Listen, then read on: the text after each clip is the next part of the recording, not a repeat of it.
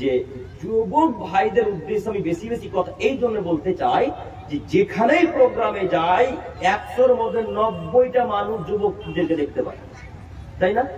ওই 2 দিন আগে আপনাদের গ্রামটার নাম কি হয়? কি? হ্যাঁ, মিরপুর, খান্দোয়া। এই এলাকার বলতে যতক্ষণ দেখানো শুধু যুবকদেরই ঢল, তাই না? আজকেও আলহামদুলিল্লাহ।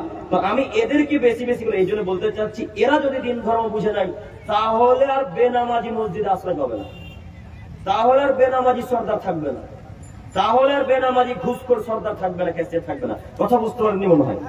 এই জন্য আমি এদেরকে বেশি আকর্ষণমূলক কথা বলার চেষ্টা করি। অতএব যুবক ভাই, আপনি একটু পরিবর্তন হন। আজকের পর থেকে আর দাঁড়িয়ে পেছাব করবেন ইনশাল্লাহ। আব্দুল করিম ভাই, দাঁড়িয়ে কি পেছাব করা যায় না? যায়, যদি পরিস্থিতি তেমন হয়। লালগোলায় এমন একটা নিকৃষ্ট বাজারে ঢুকেছেন, বসলেই জামা কাপড়ে পেছাব লাগবে। এমন বাজার নোংরা জায়গা থাকে না? থাকে কি? নর্দমা জায়গাতে যদি বসে যান তো সেই কাপড়ের নোংরা লেগে যাবে, তখন আপনার কাপড় অপবিত্র হয়ে গেল। এখন কি করবেন? এখন পায়জামাটাকে ছেড়ে, প্যান্টটাকে ছেড়ে ওখানে দাঁড়িয়ে পেচ্ছাপ করবেন। কথা বুঝতে পারেননি মনে হয়? তার মানে দাঁড়িয়েও পেচ্ছাপ করা যায়। দাঁড়িয়ে পেচ্ছাপ করা হারাম বা হালাল এটা বলতে আসছি না। আমি বলতে চাচ্ছি জরুরি প্রয়োজন ছাড়া দাঁড়িয়ে পেচ্ছাপ করবেন না ইনশাল্লাহ। মনে থাকবে না? পরিস্থিতি অনুযায়ী পেচ্ছাপ হবে। মনে থাকবে কি? আল্লাহ তুমি আমাদেরকে